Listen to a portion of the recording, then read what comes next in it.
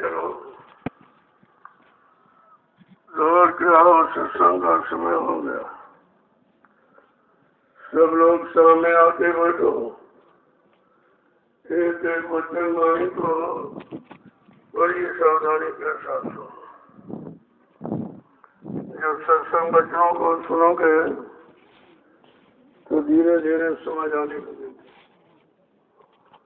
कि अच्छा क्या है, बुरा क्या, पाप क्या, पुण्य क्या, असली क्या, नकली क्या, ये सब जानकारी सत्संग वचनों से हो जाएगी। सत्य की जानकारी के लिए ही इस कलयुग में संत महापुरुषों ने सत्संग जारी किया और सबके कान तक आवाज पहुंचाई कि सत्य और झूठ को समझ लो, अच्छाई बुराई को समझ लो, पाप पुण्य को समझ लो और उससे अलग हो जाओ। क्योंकि जब सुनते हुए जीवात्माएं आई तो पाक साहब निर्मल थे, किसी तरह की कोई गंदगी नहीं थी। लेकिन धीरे धीरे जब यहाँ रही तो उस पर गंदगी तो अभी कोई नहीं है, गंदगी तो मन में है और मन को इसने अपना साथी बना लिया तो ये संग दोष हो गया। संग दोष के कारण अभी बेचारी फंसी पड़ी है, ये तो के नाके पे बैठी है। शरीर में जो गंदगी द्वारे वहां तो बन गया है, ये आत्मा नहीं है, वो तो तृप्ति धाम में बैठी है, लेकिन वहीं बैठ के मन का इंतजार कर रही है। क्योंकि उसने वादा किया था जब सतलोक से नीचे आई तो तृप्ति धाम में जहाँ मन का स्थान, वहां पर मन को साथी बना लिया और कहा चलो हम तुम दोनों नीचे चलेंगे, घूम करके वापिस चले आएंगे। और ये वादा किया बगैर तुमको साथ लिए मैं वापिस नहीं आऊंगा। बस इसी वादे में फंसी पड़ी हुई है, वो इंतजार कर रही है कब मन आवे, कब इसको साथ लेके घर चलो। और वो भोगों में इतना फंस गया है कि भूल गया कि मैं किधर से आया, किसके साथ आया, कौन लेके आया, किसने हमारे लिए कोई वादा किया है, ये सब भूल गया। इसी इंतजारी में जीवात्मा को देखो कितना समय निकल गया। सतयुग, त्रेता, द्वापर और कितने कलयुग निकल, अभी तक बैठी इंतजार कर रही है। तो जब कलयुग में संत पधारे तो उन्होंने ये रास्ता खोल दिया। अगर ये रास्ता न खुलता तो ये दोनों यही पड़े रहते, कभी निकलने का अवसर, मौका नहीं मिलता इनको। यही दया कृपा मेहरबानी संत महापुरुषों ने कलयुग में आके हम सब कलयुग के जुओं पर किया, इनको जगाया और होश में लाके खड़ा किया और अपने घर जाने का रास्ता बताया। क्योंकि रास्ता तो यहाँ था नहीं, किसी को मालूम भी नहीं था। जितने भी सतयुग, त्रेता, द्वापर में ऋषि मुनि, योगी, महर्षि और सारी शक्तियां, ज्ञानी विज्ञानी आते रहे, इनको भी रास्ते का ज्ञान नहीं था। ये सब आकर के यही काल माया की बनाई व्यवस्था में फंस गए। जो खुद ही फंसा वो दूसरे को क्या निकालेगा। तो इसी इंतजारी में कितना समय निकल गया। लाज दया कोमल से संता, जब संतों के हृदय में दया उठी तो उन्होंने अपना ये सतलोक मंडल छोड़ करके इस समृत लोक मंडल पर हम सब जीवात्माओं को लेने के लिए आ गए, जो काल माया के बनाए कर्मों के जाल में फंसे थे। सबको छुटकारा दिलाने के लिए, सबको घर पहुंचाने के लिए आ गए और आवाज लगाई। क्योंकि सब सो रहे थे, मालूम तो था नहीं किसी को किधर हमारा घर है, किधर से रास्ता है, कैसे जाया जाए, कुछ नहीं मालूम था। इसलिए उनको जानकारी देनी पड़ी। जानकारी में उन्होंने पूरा परिचय दिया, किसी राज रहस्य को छिपाया नहीं, सब खोल के रखा, क्योंकि हम सब पहले से भ्रमित थे और तब जानकारी तो थी नहीं, तो उनको ये जानकारी देनी पड़ी। जब उन्होंने घूम घूम कर ये सारे मंडल में सब जगह घूम घूम के आवाज लगाई, सुरतों रूहों जीवात्माओं को जगाने की कि चलो तुम सब अपने घर चलो, तुम्हारा यहाँ घर नहीं है, तुम्हारा यहाँ लोक देश नहीं है, तुम पराये देश में हो, पराये देश में तुम फंसी हो, इसीलिए तो निकल नहीं पाए हो। और उसने निकलने भी नहीं दिया, इसने जटिल व्यवस्था बना रखी है कर्मों के जाल की कि कोई निकल ही नहीं सकता। देखो किस तरह से ये फंसाने का काम काल माया ने मिलकर किया, और हम आप उसी में फंसे पड़े हैं। निकलने वाला कोई आया नहीं, आवाज किसी ने लगाई नहीं, तो जो जहाँ पड़ा था तो पड़ा रह गया। तब उन्होंने आवाज लगाई, चलो भाई तुम सब घर चलो, घर चलो, मैं तुम्हारे घर से ही आया हूँ। सुरतों रूहों जीवात्माओं को जगाने के लिए आवाज लगाई, मैं तुम्हारे घर से आया हूँ। जिस घर की तुम रहने वाली हो वही उसी घर का मैं हूँ, और मैं तुमको लेने के लिए आया हूँ। तुम सब चलो अपने घर चलो, बहुत दिन हो गए यहाँ फंसे फंसे, निकलो अपने घर की तरफ चलो। लेकिन हम लोग इतनी भोगों की प्रगाढ़ निद्रा में सो रहे थे कि होश नहीं था। आवाज लगी फिर भी समझ में नहीं आया, तो धीरे धीरे धीरे धीरे महापुरुषों ने आवाज लगाना तो बंद नहीं किया, वो बराबर आवाज देते रहे। तो कुछ तो चीज जगे, हम जगह फिर सो गए, फिर जगह फिर सो गए। लेकिन इस तरह से अगर जगाते न रहते तो शायद हम लोग अभी नहीं समझ पाते। तो धीरे धीरे समझ आई कि भाई ये क्यों कह रहे हैं, हमारे लिए इतनी मतलब मेहनत परिश्रम, इतनी दया क्यों कर रहे हैं। जब धीरे धीरे सुनने लगे, समझने लगे, तब जागने लगा जीव। जब जागने लगा तब उसको रास्ता बताने लगे। देखो तुम्हारे घर का रास्ता इधर से जाता है ऊपर की तरफ, और ऊपर की तरफ से ही तुम आए थे, और ऊपर की तरफ से रास्ता है। लेकिन यहाँ ज्यादा दिन रहने के कारण रास्ता भटक गया, जब भूल गए, समझ में तो आया नहीं। तो कहने का मतलब है ये इसको समझाया गया का इस मन को, शरीर को, इंद्रियों को नहीं, मन को समझाया गया। क्योंकि फंसा तो मन है, जीवात्मा तो फंसी नहीं, लेकिन वो संग दोष के कारण भी इंतजार कर रही है। मतलब यानी इस मन को समझाना है, और मन को यहाँ से समझा बुझा करके चलना है।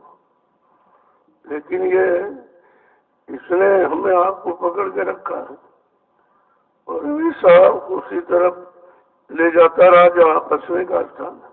इनको भोगों कहते हैं, भोगों की तरफ ले गया और फंसाता रहा उसी में, अपना खुद ही फंस गया। इतना फंस गया कि अब वो स्वतः निकल नहीं सकता, क्योंकि जो ताकत थी, जो शक्ति थी, वो भोगों में खत्म कर दिया। अब बेचारा इतना कमजोर हो गया है कि अब निकल नहीं सकता खुद, तो उसको तो कोई न कोई सहयोग चाहिए। संत महापुरुष और समर्थ है, सहयोग देने ही आए। जय गुरुदेव, जय गुरुदेव, जय गुरुदेव, जय गुरुदेव। नाम किसका? प्रभु का। जय गुरुदेव। नाम किसका? प्रभु का। किसका?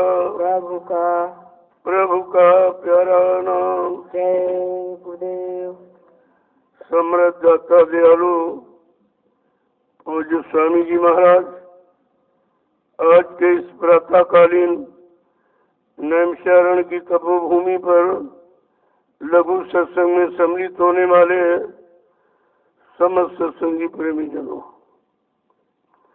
बड़ी सौभाग्य की घड़ी होती है तब ये सत्संग सुनने का अवसर मौका मिलता है। महापुरुषों ने इसीलिए तो कहा, जब करोड़ों जन्मों की तपस्या, करोड़ों जन्मों के पुण्य, करोड़ों जन्मों की सेवाएं जब जीव की एकत्र हो जाती हैं और उनका उदय होने का वक्त आता है, तब ये पावन घड़ी हमें आपको मिलती है। पुण्य पुंज बिन मिले न संता, संत बिना सूझे नहीं पंथा। बिना पुण्य कर्मों के संत महात्मा नहीं मिलते और बगैर संत महात्माओं के जीवन का असली राज रहे समझ में नहीं आता। ये दोनों चीजें उन्हीं पर निर्भर, जब आएंगे तो वो हमें आपको रास्ता बताएंगे कि मानव जीवन मिला है तो किस काम की मिला। पूरी बत्ता यानी पूरा परिचय देते। हमें आपको तो मालूम नहीं है, क्योंकि हम आप जब से आए तब से यही बना यानी जानकारी मिली कि मानव जीवन 6 कर्मों के मिला, खटकर्मों के लिए मिला। ये जानकारी मिली कि खाना पीना सोना कमाना, मलमूत्र त्याग करना, आल औलाद बच्चे पैदा करना। इसके अलावा तो किसी ने कुछ बताया नहीं कि भाई मानव जीवन और किसी विशेष काम के लिए मिला है, किसी खटकर्मों के लिए मिला। अगर खटकर्मों के मिला तो ये कर्म तो सभी करते हैं, चाहे पशु हो, चाहे पक्षी हो, चाहे जंगली जानवर, कीड़े मकोड़े, सभी अच्छे कर्म करते हैं। खाना पीना सोना और मतलब मलमूत्र त्याग करना, औलाद बच्चे पैदा करना, तो भी ये काम करते हैं। फिर उनमें इसमें अंतर क्या हुआ? फिर आखिरकार ये मनुष्य शरीर दिया क्यों गया? जब इस पर विचार करोगे तो अपने जीवन के बारे में कुछ समझ सकोगे कि नहीं ये मानव जीवन इसके लिए नहीं मिला, ये परमात्मा प्रभु की प्राप्ति के लिए मिला। अब ये परमात्मा प्रभु की प्राप्ति कराने वाले, बताने वाले कोई जानकार संत महात्मा फकीर मिल जाए, उनसे जानकारी मिले तब तो हम कुछ कर सकते हैं। क्योंकि यहाँ जितने आए सबने सब बेचारे फंसे रहे खटकर्म में, चाहे ऋषि मुनि हो, चाहे योगी महर्षि हो, चाहे कोई ब्रह्मचारी हो, चाहे अवतारी शक्ति हो, चाहे ज्ञानी विज्ञानी हो, ये जितने आए सब इसी खटकर्मों में ही फंसे रहे। ये सत्कर्म तो किसी के नहीं जाना नहीं। 7वां कर्म क्या है? जीवात्मा जगह परमात्मा से मिले, अपने घर पहुंचे। ये सत्कर्म के लिए, सच्चे कर्म के लिए, सत्य कर्म के लिए ये मानव शरीर हमें आपको मिला। लेकिन हमें आपको इस शरीर की कीमत यानी करने वाले, बताने वाले कोई मिले नहीं, तो हम सब जैसे के जैसे फंसे रहे। अब ये संत महापुरुषों से जानकारी मिली है कि मानव शरीर इन खटकर्मों के लिए नहीं मिला, सत्कर्म के लिए मिला है। जब सत्कर्म की जानकारी हुई तब धीरे धीरे हम उस पर सोचने विचारने लगे और कुछ चलने का प्रयास करने लगे। लेकिन 6 कर्म करते करते इतना लंबा समय निकल गया तो हमारा अभ्यास तो खटकर्मों का था, सत्कर्म का तो कोई अभ्यास था नहीं। तो जिसका अभ्यास होता उसी तरफ चल पड़ते हैं कि हम आदी हो गए, हमारी आदत उधर बन गई। अब इधर ही आदत कैसे बने, खटकर्म को कैसे समझा जाए और खटकर्म को कैसे किया जाए। जब सत्संग बच्चों को सुना तब ये जानकारी सब मिली। कहने का मतलब ये है, अगर सत्संग जारी न किया गया होता तो सत्कर्म की जानकारी नहीं होती कि वही 7वां कर्म क्या है। 6 कर्म तो सभी बताए, सबने किए, सब रात दिन वही कर ही रहे, लेकिन सत्कर्म केवल संत महापुरुषों ने बताया। जो सत्यदेव सचखंड से आए उन्होंने सत्कर्म की जानकारी। जब जानकारी मिली तो पहले तो शंका हुआ कि कोई नहीं बताया, किसी ने नहीं कहा, कहीं कोई लिखा पढ़ी नहीं, ये क्या कहते हैं, ये क्यों कहते हैं। लेकिन जब लगातार सत्संग वचनों को सुनते रहे तो धीरे धीरे धीरे धीरे धीरे कुछ समझ पैदा हुई, कुछ जानकारी हुई, कुछ उसकी तरफ मुड़े और धीरे धीरे चलने लगे।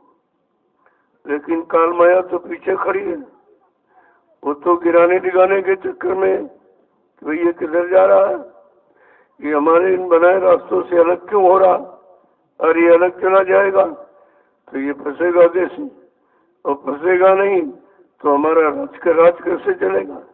तो उसको अपनी चिंता है, काल माया को अपनी चिंता है। और जो सतलोक सचखंड से दयाल पुरुष है उनको निकालने की चिंता। अब ये दोनों की होड़ हो गई कि काल फंसाने के लिए, दयाल निकालने के लिए। अब हम फंसाने वाले की बात सुनते रहे, समझते रहे, करते रहे, उसी को विश्वास मानकर हम रह गए।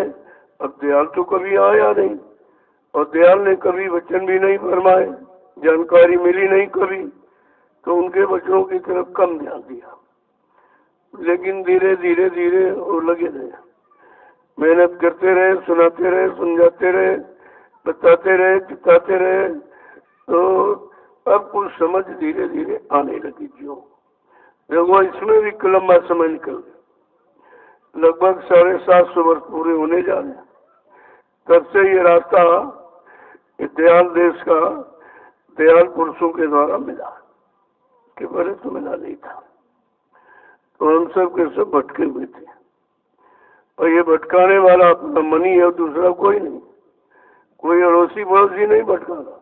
ये मन जो अंदर बैठा, ये अंदर ही बैठा, कोई दूर नहीं है।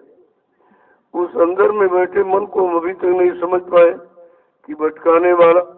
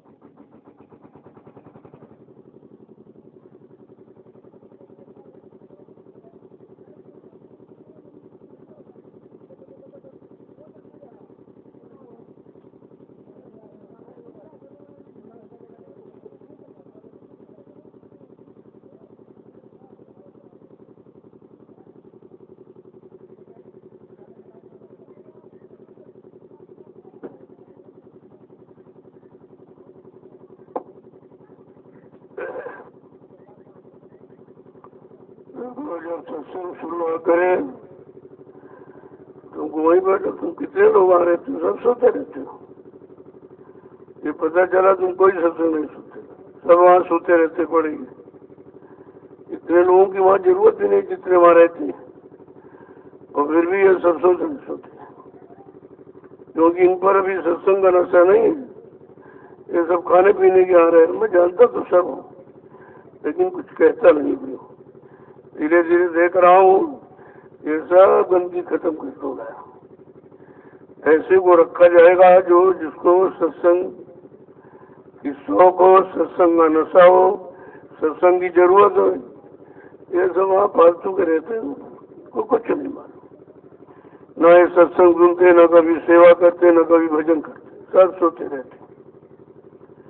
तो कोई पता अच्छी नहीं चलता है। जब सत्संग शुरू हुआ, अगर इनके अंदर कोई शौक हो, सत्संग की चाह हो, बच्चों की चाह हो, तो मतलब ये चला करेंगे। तो सब वहाँ सब सोते रहते और सब जगह सोते रहते भी का जगह कौन है। तो जबरदस्ती जगाया जा रहा तुमको, मार मार के चलो किसी तरह जाग जाए। लेकिन जागने के लिए कोई न यहाँ आया है, न कोई सत्संग सुनने आया, न भजन करने आया। अगर ये भंडारे बंद कर दिया तो एक आदमी दिखाई नहीं देगा, सब भाग जाएंगे। ये सब पड़े रोटी खाए, इनको मालूम नहीं कितना बड़ा कर्जा ला दे। एक तो पहले का लादे बैठे हो, और दूसरा यहाँ तो लाखों लोगों का आना आया हुआ है। इस प्रांत से, किले से कैसे लोगों ने दिया, और मतलब यानी तो तुम तो वो खा रहे हो, तो तुम्हारी बुद्धि कैसे ठीक हो। तो जब तुम कुछ ही बात की शौक क्या नहीं है तो तुम्हें मिलेगा कुछ नहीं। ऐसे भर समय निकल गया और ये भी निकला जा रहा, क्योंकि वहाँ कोई बूढ़ा बुजुर्ग रहता हो तो ठीक है। जब लड़के रहते हैं इनको क्या पता है, ये सब केवल इसीलिए रहते हैं कि खाने पीना यहाँ मिलेगा। कोई देख सुन तो रहा नहीं, कोई कह तो कुछ रहा नहीं। अरे देखा तो सब जा रहा, लेकिन देखा क्या जाओ, तो बगैर देखे ही पता चल जाता तुम क्या करने आए हो, यहाँ क्या कर रहे हो। तुम्हारे में ये सत्संग की कितनी चाह, कितनी चाह, कुछ नहीं। ये बच्चों को पकड़ना बड़ा मुश्किल है, क्योंकि ये बड़े रूखे फीके बच्चे हैं, बहुत रूखे फीके। इनमें कोई रस नहीं है। हाँ, रस तो उसको मिलेगा जब जिसको नाम का रस मिलने लगा। उसके अंदर एक एक वचन की इच्छा होती कि कोई वचन छूटने नहीं पाए, बड़ी चौकसी के साथ सत्संग सुनता। यहाँ तो सब पड़े रोटी खा रहे हैं, कुछ नहीं, कुछ भी नहीं। अगर रोटी बंद कर दी जाए तो यहाँ कोई नहीं दिखाई देगा, कोई नहीं दिखाई देगा। तो सब प्रकार की सुविधाएं मुफ्त में मिल रही इनको, सब करेगा तो ये रुके पड़े हैं। नहीं तो यहाँ कोई टिकने वाला नहीं। तो संत मत बड़ा कठिन मत है, बहुत कठिन है। लोग मतलब यानी जब 50 वर्ष पड़े रहे, रात दिन मतलब उनको नहीं कुछ समझ आई, तो उनको कहाँ से समझ। इनकी तो समझने वाली उम्र भी अभी नहीं है। ये तो केवल यहाँ देख रहे हैं सब तरह की आराम है, कुछ नहीं करना है, केवल पड़े रहो और रोटी खाते रहो बस। रोटी खाए दिना कमाए और भाग लौट फिर घर को आए, फिर मिलेगा क्या? ये मिलेगा तुमको कैसे? तो अभी किसी जगह कोई इच्छा नहीं है। ये वचन कहाँ से आ रहे हैं? ये धारा ऊपर से आती है, इधर से नहीं, ऊपर से धारा आती जीवों को बुलाने के लिए। उन्हें कैसे बुलाया जाए, कैसे जगाया जाए, कैसे मतलब यानी परिचय दिया जाए। और ऊपर की धारा है और ये नीचे की भोगों की धारा में बह रहे हैं, इनकी क्या समझ में आएगा? तो सत्संग समझना बड़ा कठिन है, क्योंकि एक तो कभी हुआ नहीं और कभी किसी ने सुना नहीं था, और सुना तो उस पर अमल नहीं किया, जीवन में उतारा नहीं, कोई लाभ इनको मिला नहीं। तो इनको उसके अंदर कोई शौक नहीं है, कोई इच्छा नहीं है, अभी इच्छा नहीं है, तो जबरदस्ती बनाई जा रही। जय गुरुदेव।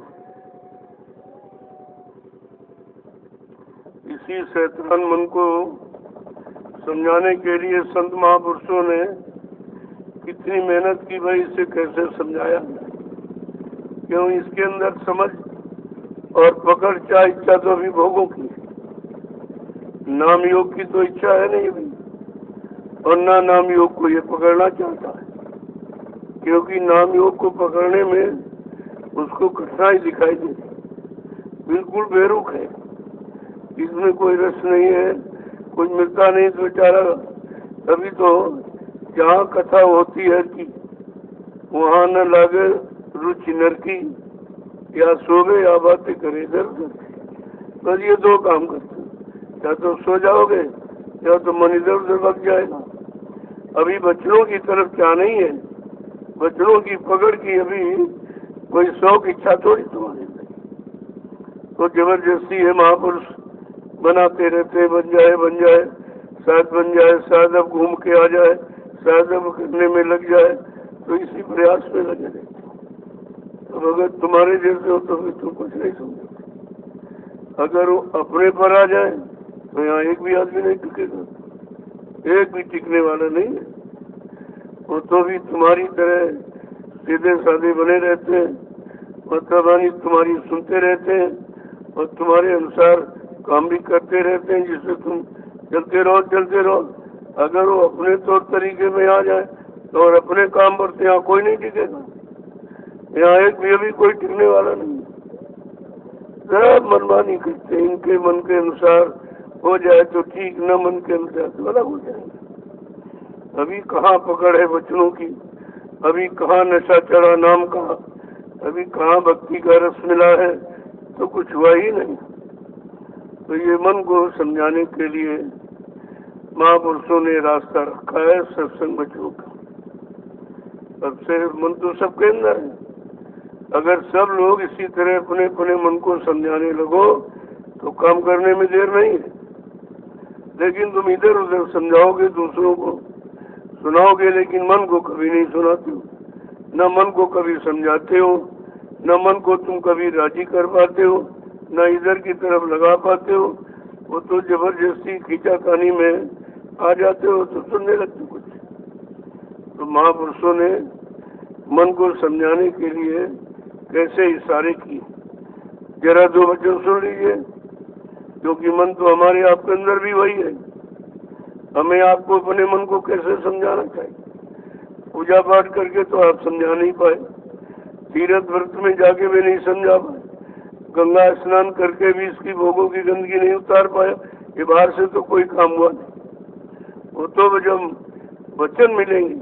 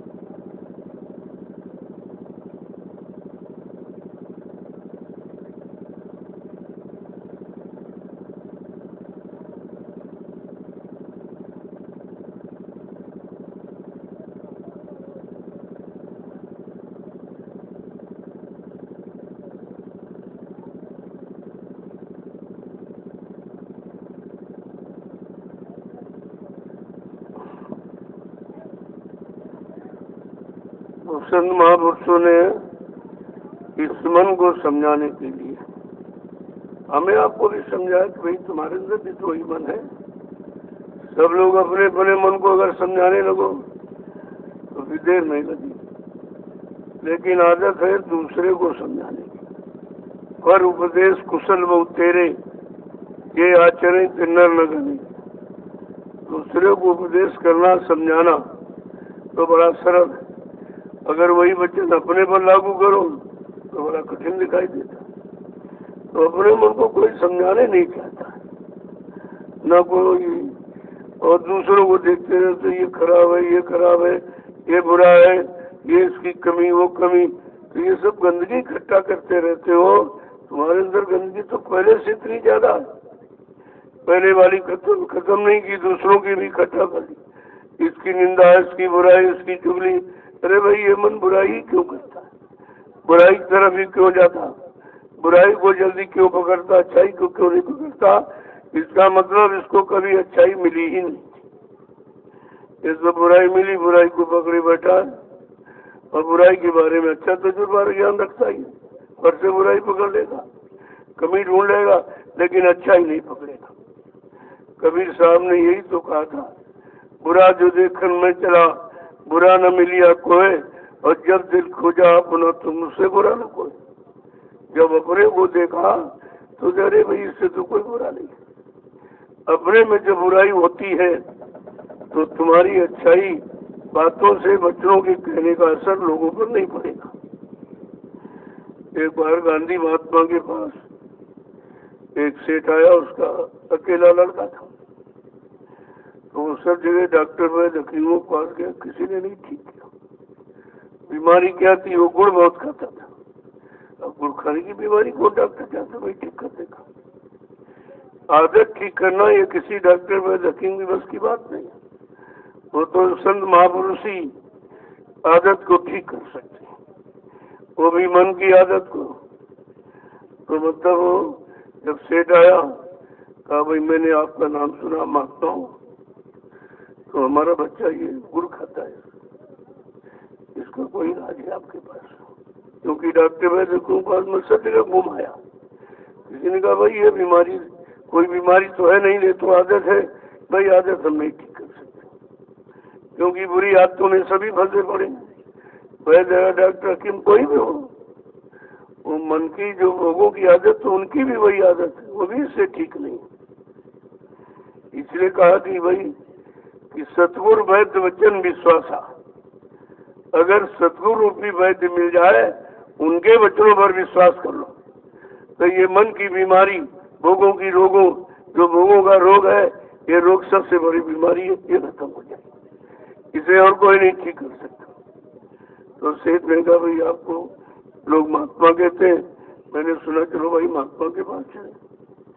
तो गांधी जी सोचने लगे कि ये तो आदत हमारे में भी, मैं भी तो गुड़ खाता हूँ, तो हमारे अंदर खुद ही वो आदत, तो हमारा असर इस पर नहीं पड़ेगा। तो कहा जाओ भाई 3-4 महीने के बाद आना। कहते कहा चलो, इतना समय निकल गया, 3-4 महीने बीत जाएंगे। जब 3-4 महीने के बाद आई, तब तक गांधी जी ने गुड़ छोड़ के देख लिया कि भाई इसको छोड़ने से क्या तकलीफ, क्या परेशानी होगी। उन्होंने उसका अनुभव कर लिया। जब अनुभव कर लिया, जो कर लेगा दूसरे को भी करा देगा। केवल पढ़ा सुना तो सुधार नहीं कर सकता, पढ़ने सुनने से सुधार थोड़ी होगा। सुधार जब स्वयं अपनी करनी आप बनाओगे, अपनी करनी सुधारोगे, तब तुम दूसरों की को सुधार सकते हो। तो ऐसे उस पर हाथ घुमाया बच्चे पर, आ जाओ बच्चा, ये गुड़ खाना ठीक नहीं। तो सेठ ने कहा इतनी बात इसने उसी दिन कह देते, तो आपने 3-4 महीने क्यों लगा दिए? कहा भाई बात ये थी, जब तुम आए थे तो मैं भी गुड़ खाता था, मेरी भी आदत खराब थी। मैंने कहा भाई वो जो हमारे में है, तो हमारी बात का असर इस पर नहीं पड़ेगा। जब तक हम स्वतः ठीक नहीं होंगे, अपने मन को उधर से मोड़ नहीं लेंगे, तब तक हम दूसरे के मन को नहीं मोड़ सकते।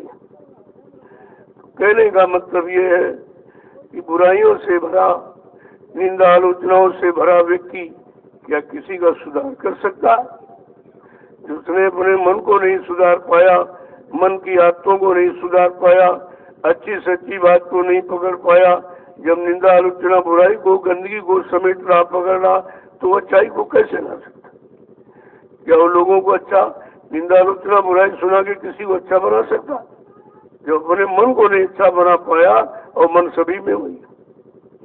तो संत महापुरुषों ने इस मन को पकड़ा और कहा भाई देखो, तुमने अभी तक मन का कहना माना, तो फंसे पड़े हो, नहीं निकल पा रहे हो, क्योंकि मन की प्रवृत्ति वृत्ति है, आदत है भोगों की तरफ ले जाने की, रहने की, भोग भोगने की। तो जो जहाँ लगा है वहीं तो आपको लगाएगा, या जो जानता है जितनी जानकारी उतनी जानकारी दे पाएगा, या जिसने जो किया है तो आपको वही करा सकता है। ये सुनाने पढ़ाने रटने वाले कुछ नहीं। इनसे अगर काम हो जाता तो कराने वालों को क्यों ढूंढा जाए, क्यों खोजा जाए? तो हमें आपको भी इसी तरह अपने मन को समझाना है, क्योंकि मन की आदत सभी जानते हो, तुम्हारा मन खुद ही तुम जानते हो, दूसरा क्या। तो अपनी मन की आदतों को जानते हो, तो जब सत्संग में आए हो तो धीरे धीरे मन की एक एक आदत को ठीक करो, एक एक बुराई को निकालो, एक एक अच्छाई को पकड़ो, तभी कुछ कर सो। ना एक बार की तुम बुराई छोड़ सकते हो, ना अच्छाइयों को पकड़ सकते हो। ये दोनों क्षमता नहीं अंदर में, क्योंकि बुराइयों का मार्ग ज्यादा है और सच्चाई अच्छाई भी है ही नहीं बिल्कुल। वो तो केवल कानों से सुना है कि सच्चाई अच्छाई भी होती है, लेकिन लागू कहाँ किया?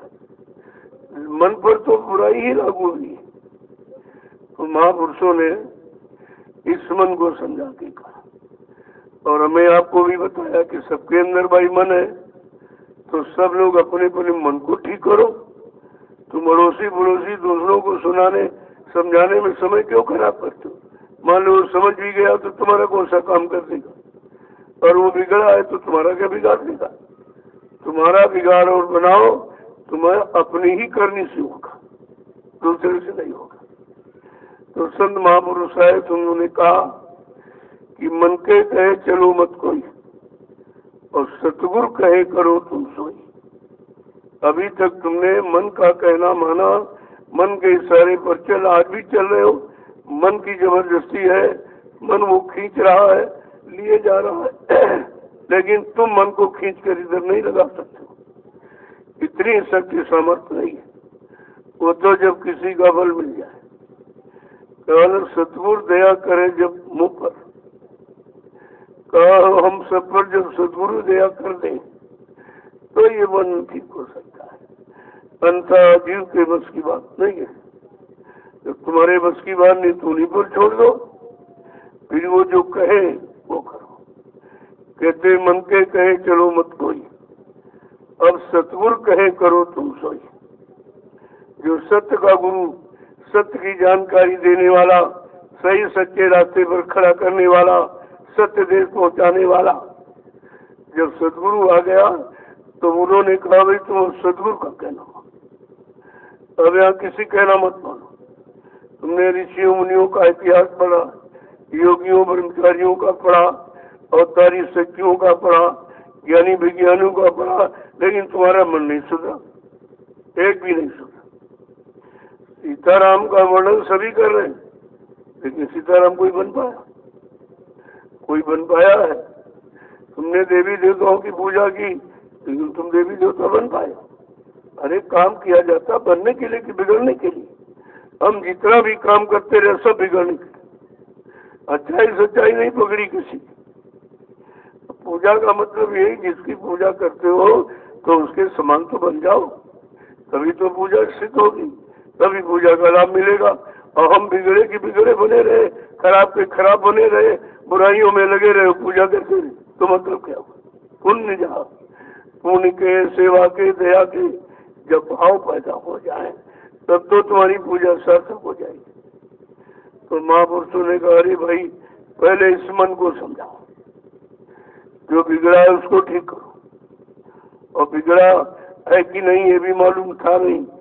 वो तो संत महापुरुष सुनाते तो हम इस बिगड़े मन को समझ नहीं पाते कि बिगड़ा है कि संभला है। तो कहा सब लोग अपने अपने मन को समझाओ। किस तरह से? तो वो कह के बता रहे हैं कि मन रे क्यों गुमाने अब करना, मन रे क्यों गुमान अब करना, मन रे क्यों गुमान अब करना, मन रे क्यों गुमान अब करना। करे मन क्यों क्यों गुमान घमंड में अभी झूठा पड़ा है? किया है तो क्या मिला, क्या पाया? अरे भाई अभी तो इस गुमान घमंड को छोड़ दे, और जिस पर गुमान कर रहा वो भी शरीर तेरा नहीं है। शरीर पर गुमान कर रहा वो भी एक दिन खत्म हो जाएगा। तो समझा के क्या कह रहे हैं, देखो एक एक वचन को कैसे समझाते। कि तन तो तेरा खाक में मिलेगा, तो तेरा खाक में मिलेगा, तन तो तेरा खाक में मिलेगा, तन तो तेरा खाक में मिलेगा, 84 बिच पड़ना, 84 बीच पड़ना, मन रे क्यों गुमान अब करना, मन रे क्यों गुमान अब करना। अरे मन, जिस शरीर में तू है और शरीर पर गुमान कर रहा है, एक दिन ये शरीर भी खाक में बच जाएगा, ये भी खत्म हो जाएगा, ये भी तेरा हमेशा नहीं रहेगा। और फिर तुझे बार बार इसी तरह जो 4 खान 84 लाख इतने शरीर जिसम शरीर बना दिए, और जिस शरीर में जाएगा वो मिट जाएगा, जिसमें जाएगा वो खत्म हो जाएगा। ये 84 जो चक्कर बनाया कि इससे तुझे छुटकारा नहीं मिलेगा। अरे क्यों गुमान घमंड शरीरों पर कर रहा? ये शरीर भी तेरे नहीं है, तेरा साथ देने वाले नहीं है, और हमेशा तो उसमें रह भी नहीं सकता। आगे क्या कह रहे हैं कि दीन गरीबी चित्त में धरना,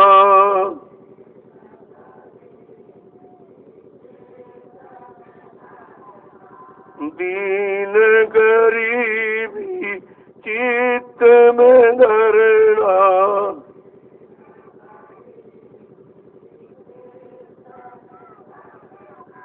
काम क्रोध से बचना, काम क्रोध से बचना, मन रे क्यों गुमान अब करना, मन रे क्यों गुमान अब करना। जब कोई शरीर में तू रह नहीं पाएगा, शरीर तेरे साथ हमेशा रहेगा नहीं, कभी इस शरीर में, कभी उस शरीर में, कभी उस शरीर में, स्थायी किसी शरीर में तेरा निवास नहीं रहेगा, और ये सब खत्म भी हो जाते हैं। तो ये गरुड़ गुमान तू किस पर कर रहा है? जो तेरा है नहीं, तू उसमें हमेशा रह नहीं सकता, वो तेरा साथ हमेशा देगा नहीं, तो इस पर झूठा ये गुमान घमंड क्यों कर रहा? अरे जरा दीन गरीबी धर, जरा दीनता में आ जा, इस गरुड़ गुमान के नशे को उतार जो तुझे खराब कर रहा है, लोगों की तरफ घसीट रहा, फिर उसी में फंसा रहा है। जरा इस गुमान घमंड से दूर हो जा, दीन गरीबी चित्त में करना। अगर तू अपने आप को संभलना और बनाना चाहता है, भोगों से अलग करना चाहता है, पाक साहब निर्मल पवित्र बनाना चाहता है, तो दीन गरीबी जो तेरा सच्चा बना है उसे धारण कर, और काम क्रोध से बच। ये सबसे बड़ी शत्रु है आपका, सबसे बड़ा शत्रु है काम। तो जिसने सारी सृष्टि को फंसा के रखा, सब सृष्टि इसी में फंसी पड़ी, काम में। और दूसरा क्रोध खड़ा हुआ, जब काम की पूर्ति नहीं हो तो क्रोध आ जाएगा, अगर पूर्ति आ गई तो मोह पैदा हो जाएगा। देखो सब फंसने का जाल है, एक दूसरे से कैसे जुड़े हैं जंजीर की तरह। जैसे जंजीर एक क्रिया दूसरे से जुड़ी है, इसी तरह से कहते काम से बचना बड़ा मुश्किल है, और काम अगर पूर्ति न हो तो क्रोध पैदा हो जाएगा। ये दोनों है, और अगर काम की पूर्ति होती रहे तो आपको मुंह हो जाएगा, लोमोह खड़ा हो जाएगा। किस तरीके से समझा के कह रहे हैं कि अरे मन, जिन जिन शरीरों में तू गया और आज भी शरीर में बैठा है, वो शरीर में तेरे काम नहीं आता, वो भी एक दिन तेरा पीछे छोड़ देते साथ, तेरा साथ शरीर भी छोड़ देता। जिस शरीर में रहकर तू गुमान घमंड कर रहा है, तो जरा आजा इधर घूम करके, दीन गरीबी दान तेरे भले की कहूँ। अगर तू अभी अपना भला चाहता है तो ये भोगों के गरुड़ गुमान घमंड को छोड़ दे, तेरे नहीं है। और ये दीन गरीबी दान तेरे मैं भलाई की बात करता हूँ, इसमें तेरा भला है, इसमें तेरा कल्याण और लाभ है। आगे क्या कह रहे हैं कि प्रीति प्रतीति गुरु से करना, प्रीत प्रतीत गुरु से करना, प्रीति प्रतीति गुरु से करना, प्रीत प्रतीत गुरु से करना, नाम रसायन घट में भरना, नाम रसायन घट में भरना, मन रे क्यों गुमान अब करना, मन रे क्यों गुमान अब करना। जिन भोगों से तूने प्रीति की वो तुझे खत्म करना है, तेरे शक्ति को नष्ट कर रहे हैं, फिर भी तू नहीं समझ पा रहा कि हम खराब हो रहे हैं कि अच्छे बन रहे हैं, हम बर्बाद हो रहे हैं कि संपन्न हो रहे हैं। कहा अगर सच्ची प्रीति प्रतीत करना तो गुरु से करो, जो तेरे भलाई के लिए आए, तेरे उद्धार कल्याण के लिए आए, तुझे भोगों के शरीरों से निकालकर तुझे तेरे श्री घर पहुंचाने आए। उनसे प्रीत प्रतीत कर, और जो नाम रसायन, नाम जड़ी बूटी है जो तुझे भोगों की बीमारी रोग को खत्म कर सकती। सबसे बड़ा रोग तो भोग का है, उस रोग को तो कोई नहीं भोगता, कोई वैद्य हकीम डॉक्टर नहीं जानता कि भाई भोग ये रोग आया किस कारण, और बगैर कारण के निवारण होता नहीं। जो ये जान जाएगा कि रोग किस कारण से आया है, और उसके पास सच्ची जानकारी। कहते भोग रोग बन के निकले, ये भोग ही रोग का कारण है। ये भोगों से हमने आपने रोग बुलाया है, रोग अपने में पैदा किया है। तो कहते जब नाम रसायन, नाम रूपी जड़ी बूटी मिल जाएगी, जो संत सदगुरु के पास किसी के पास नहीं, ये दवा किसी के पास नहीं। भोगों का रोग खत्म करने वाली दवा जो नाम औषधि है, नाम रसायन, वो केवल संत सदगुरु के पास, किसी के पास है। कहते हैं कि उनके पास है, उनसे ले लो तो तुम भोगो इस भारी रोग से तुम्हारा निवारण हो जाएगा, भारी रोग से तू बच जाएगा और हमेशा के लिए। आगे क्या कह रहे समझा कि वो मन मलिन के कहे न चलना, मन मलिन के कहे न चलना, मन मलिन के कहे न चलना, मन मलिन के कहे न चलना, गुरु का वचन ये बीच धरना, गुरु का वचन ये बीच धरना, मन रे क्यों गुमान अब करना, मन रे क्यों गुमान अब करना।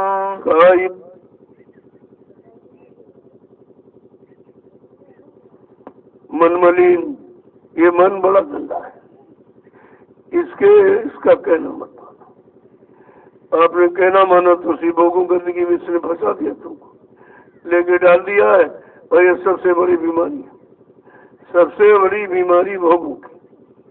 और भोग जैसी रोग की बीमारी की दवा यहाँ कोई नहीं जानता, किसी बार डॉक्टर हकीम को ये नहीं मालूम का भोग रोग बन के निकले।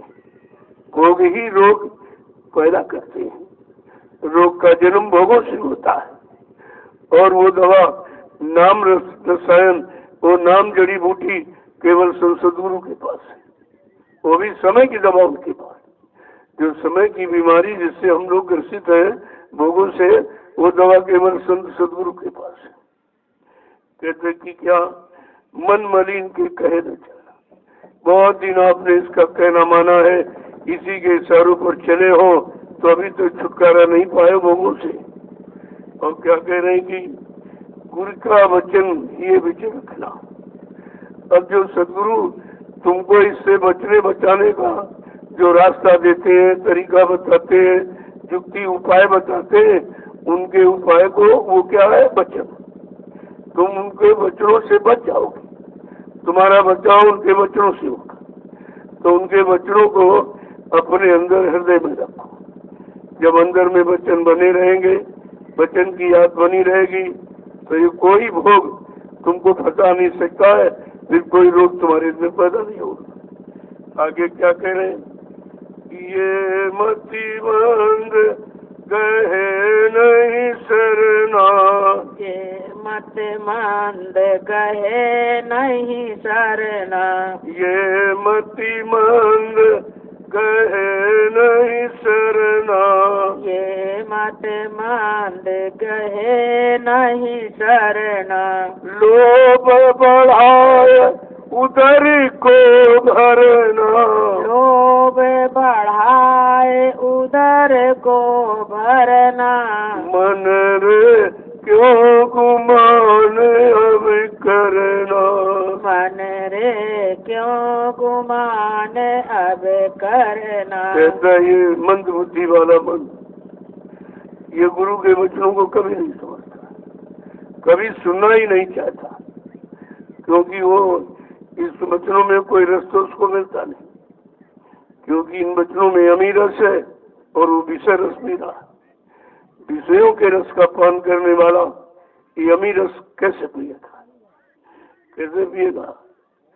जैसे सुअर है, उसको अगर फल मंडी में ले जाओ खुश होगा वो फल मंडी ने तो नाली में खुश है, क्योंकि उसका भोजन वो है, उसका आहार वो, उसकी चाह इच्छा पूरी करने वाला वो है। इसी तरह से ये भोगों की गंदगी, भोगों की नालियों में ये रहने वाला बसने वाला मन, ये तो कभी सतगुरु के वचनों को पकड़ना ही नहीं चाहता और सुनना नहीं चाहता। इसीलिए सतगुरु के वचनों को नहीं पकड़ा। काल के वचन जो निंदा आलोचना बुराई फट से पकड़ लेगा। जो इन वचनों को पकड़े वो समझ लो काल का जीव, वो दयाल का जीव नहीं, काल का जीव। दयाल का जीव दयाल के वचनों को पकड़ेगा, दयाल की करनी करेगा, वो काल की करनी क्यों करेगा? यही तो पहचान है। जो नहीं माने हुकुम हमारा, उनके मन को काल समारा। जो मेरे हुकुम आदेश को न मानता, न सुनता, न विश्वास करता है, और वो काल का जीव है। अपने अपने वचन, अपने अपने अनुसार, अपने मनमुखी होकर लाभ पाने के लिए मन के अनुसार मिलने वाले सामान मसाले की तरफ ले जाए लगा रहेगा और जीवों को भी घसीटता रहेगा। लेकिन तुम ऐसे लोगों से सावधान हो, ये काल के जीव है। कहते ये मतिमंद कहे नहीं सरना। ये मतिमंद, ये मतलब यानी ये बुद्धिहीन, विवेकहीन, चरित्रहीन ये मन कभी भी गुरु की शरण में आना पसंद नहीं करता है, कभी उनके वचनों को सुनना पसंद नहीं करता। और कहते निरंतर लोभ बढ़ता रहता, लोभ मोह बढ़ा बढ़कर पेट भरता रहता है। पेट भरने के अलावा कोई काम है, और ये पेट कभी भरता नहीं। सुबह भरो दोपहर के खाली, दोपहर भरो शाम को खाली, शाम को भरो सुबह भर खाली, ये तो खाली खाली रहता है। इस कुएं को तुम भर नहीं सकते हो। यही तो काल की सबसे बड़ी चाल, ऐसा लगा दिया तुम्हारे साथ और इसी के भरने में पूरा जीवन निकल गया, वह कभी भरा नहीं। और भरने का भी तरीका नहीं मालूम कि भाई इसका जो असली भोजन है वो डालो तो ठीक है, लेकिन भोजन का भी मालूम नहीं।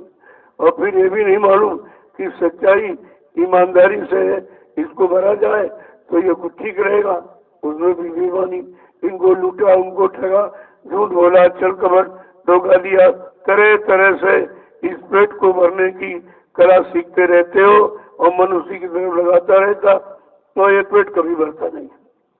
आगे समझा के क्या कह रहे हैं, तुम मानो मत इसका कहना, तुम मत मानो इसका कहना, तुम मानो मत इसका कहना, तुम मानो मत इसका कहना, इसके संग जगत विष गिरना, इसके संग जगत बीच गिरना, मन रे क्यों गुमान अब करना, मन रे क्यों गुमान अब करना। इसलिए स्पष्ट कह रहे हैं कि तुम इस शैतान मन का कहना ही क्यों मानते हो।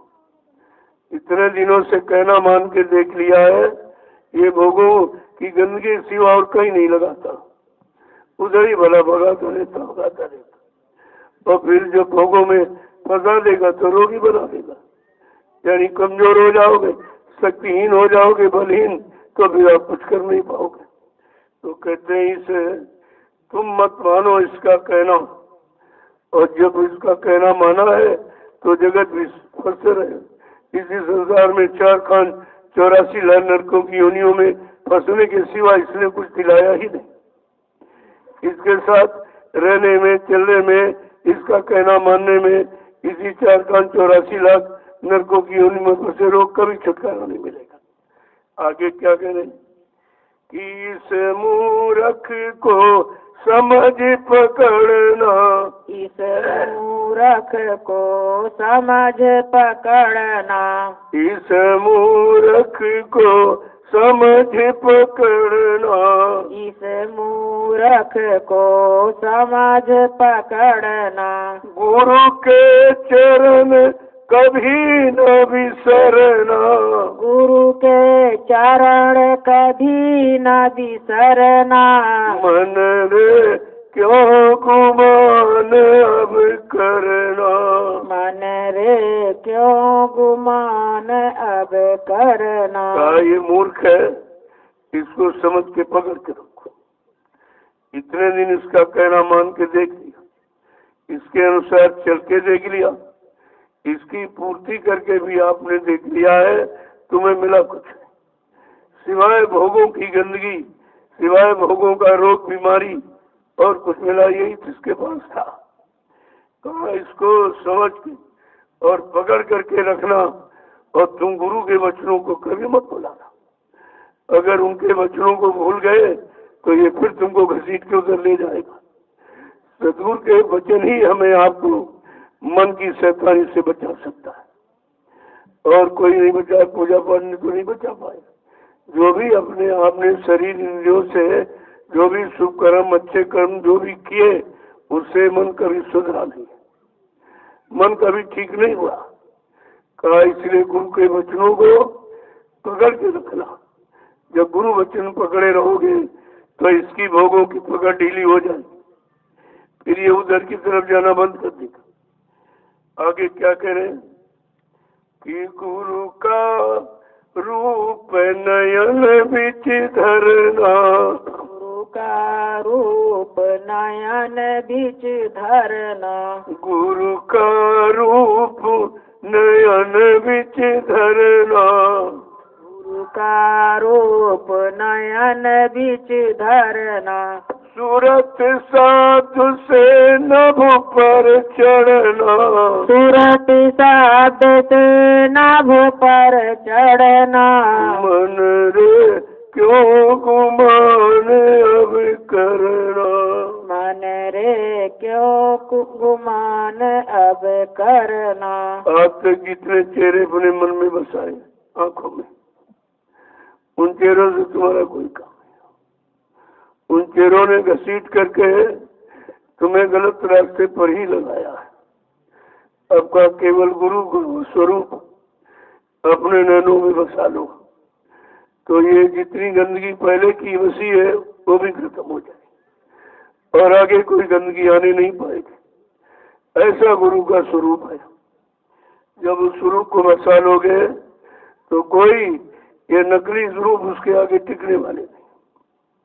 क्या कह रहे हैं कि गुरु का रूप नयन विस्फलना और सूरत शब्द में न पहचाना, और सूरत को शब्द के साथ लगा करके शब्द डोर पकड़ करके न माने अपने घर की तरफ चलना।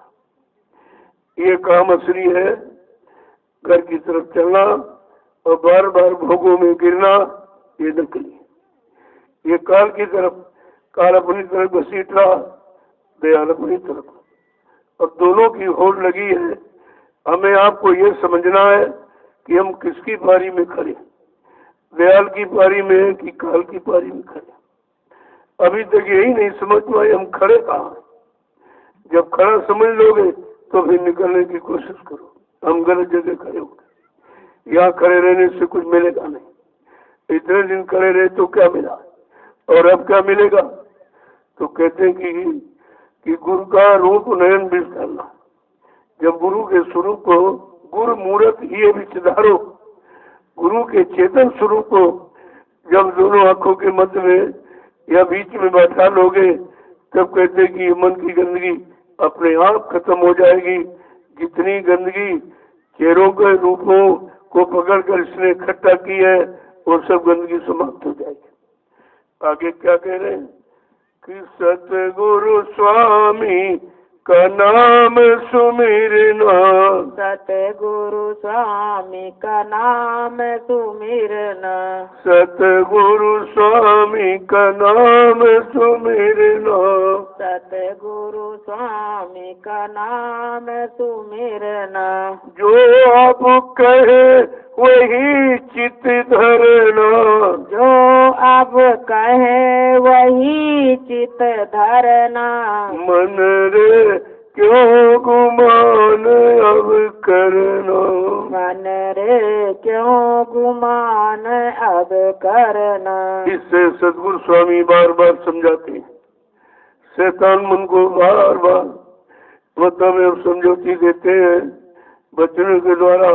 इसको भोगों से बचाने के लिए ये बार बार समझाते हैं कि सतगुरु स्वामी का नाम सुनना, जो उन्होंने नाम दिया है, जो उन्होंने नाम जगाया, सिद्ध किया है, का उसी नाम का सुमृत करना। अब जितने नाम आपने अपने अंदर रख लिए, इनका उनका इधर उधर का, उस नाम से तो आपका काम हुआ नहीं। अब सतगुरु स्वामी जो नाम देते, जो नाम जगाया है, उसी नाम से हमारी आपकी जीवात्मा जगेगी, उसी नाम से काम होगा।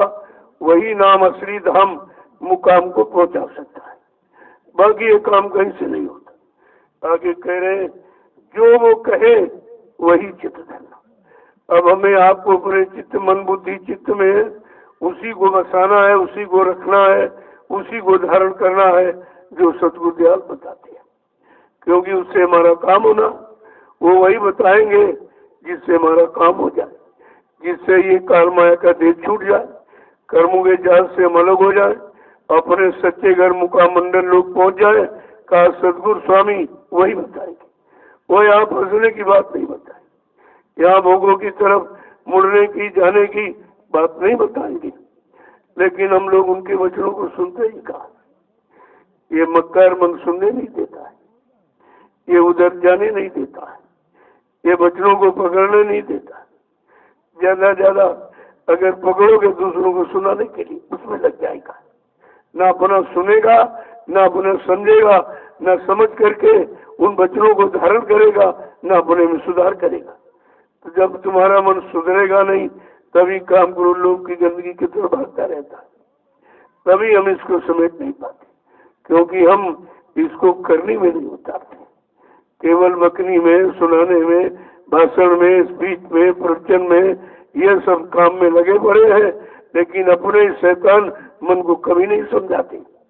अरे भाई, तुम्हारा मन अगर समझ जाए तब तुम सबको समझा सकते हो, क्योंकि जो मन तुम्हारे अंदर वही मन सबके अंदर।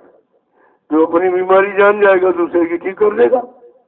तुम जब अपने मन की बीमारी नहीं जान पाए, बीमारी से मुक्त नहीं हो पाए, और मन से जो भोगों की सबसे कठिन रोग बीमारी उसको नहीं निकाल पाए हो, तो तुम दूसरों का सुधार कैसे कर दोगे? इसीलिए इतने प्रवचन लोग सुना रहे, सुधार नहीं हो रहे, क्योंकि वो पर वचन दूसरे के वचन है, दूसरों के लिए, अपने लिए नहीं लागू किया। अगर वही अपने पर लागू कर ले तो फिर तुम दूसरों को थोड़ी सुनाओगे। तुम जान जाओगे हमारा काम एक ही सुनने और हमारा काम करने में है, तो हम सुनाने में समय क्यों खराब करेंगे। हम वही समय अपना करने में लगाएंगे, अपना लाभ प्राप्त करेंगे। लेकिन ये मन लगने की तरफ नहीं है, बकने की तरफ लगा। जब बकने का नशा तुम्हारे पर हो जाएगा तो ये नशा भी तुमको चैन नहीं देने। चलो आप 10 लोगों को सुनाएंगे, अरे बहुत अच्छा है, बहुत लोग जाग गए, बहुत सुन गए, आ गए, अरे बहुत जाग गए, लेकिन तुम्हारा तो मन नहीं जागा। बहुतों को जगाने से तुम्हारे मन का क्या सुधार हुआ। अरे जब अपना मन सुधरे, अपनी आदतें सुधरे, अपने कर्म सुधरे, तब तो ठीक है। लेकिन ये मन स्वीकार नहीं करता। क्यों? ये बच्चों को पकड़ता नहीं है, बच्चों को रखता नहीं है। ये समझता कि गुरु के वचन पकड़ लेंगे तो ये सब मौज मस्ती खत्म हो जाएगी, ये भोगों का नशा कर, ये सब रस खत्म हो जाएगा, ये विषय रस नहीं मिलेगा। जबकि वो अमीर रस दे रहे हैं, वो अमृत शब्द रस, नाम रस, जिससे अमृत छूता है, जो जीवात्मा का असली भोजन खुराक जब वो मिलने लगेगा तो जीवात्मा बलवती हो जाएगी। फिर ये मन को घसीट करके उधर ले जाएगी। यही रस हमें आपको पीना है निरंतर। इसी रस को जब मीरा ने पिया तो मस्त हो गई, एकदम उसको पागल का। पागल का मतलब समझते, पागल जो पा करके मिल गया, गल गया, उससे मिलाय हो गया, उससे पागल कहते। अरे पागल बन जाओ तो काम ही बन जाए, लेकिन तुम बुद्धि के पागल हो, तुम भोगों के पागल हो, इसीलिए तुम समझ नहीं पाते हो। अगर संयम और नियम ये तुम्हारे अंदर भाव आ जाए तो ये पागलपन, जो भोगों के का पागलपन, ये समाप्त हो जाएगा। फिर हम नाम के पागल, नाम रस के पागल, जो मीरा बनी, सहजो बनी, कबीर बने, नानक, पलटू, रविदास, सब उसी से बने। जो पागल हो गया वो पा गया, वो पा करके मिल गया, अपने को उसी में लौलीन कर दिया। यही तो काम हमें आपको करना था, लेकिन ये काम किसी ने बताया नहीं था। जब बताने वाला आया तो हमने उनको पहचाना नहीं, अपना बना नहीं पाए, अपनी जीवात्मा का उद्धार नहीं कर पाए, और मन पर ये भोगों का नशा हटा नहीं पाए। ये कोई काम नहीं हो पाया। यही सबसे बड़ी अज्ञानता है, सबसे बड़ा भूल भ्रम है। जिस अज्ञानता भूल भ्रम को हम दूर करना ही नहीं चाहते, क्योंकि हम गरुड़ गुमान घोंड में बैठे कि हम भाई उनकी बात क्यों सुने। हम इतने पढ़े लिखे हैं, हम इतने धनवान बलवान बुद्धिमान, ये नशा जब चढ़ा हुआ है तो वो नशा कैसे चढ़ेगा। और तुम कहते हो इसमें है, वो कहते दीन गरीबी धार, तेरे भले की कहूँ, मान प्रतिष्ठा छोड़ तेरे भले की कहूँ। और हम वही समझते बैठे, कहाँ मान मिलेगा, कहाँ सम्मान मिलेगा, कहाँ सम्मान मिलेगा, लेकिन भगवान मिलेगा ये इच्छा नहीं है, उस तरफ ध्यान नहीं जाता। अरे भगवान मिल जाए तो ये सामान सब उसी का बनाया हुआ, ये तुम्हारे पीछे चलने लगे। देखो संत महात्माओं के पीछे सब चल रहा, सब उनके पीछे लोग लिए घूम रहे, पैसा ले लीजिए, सामान ले लीजिए, सामान ले लीजिए, ये ले लीजिए, वो ले लीजिए, सब लुटा दे घूमा।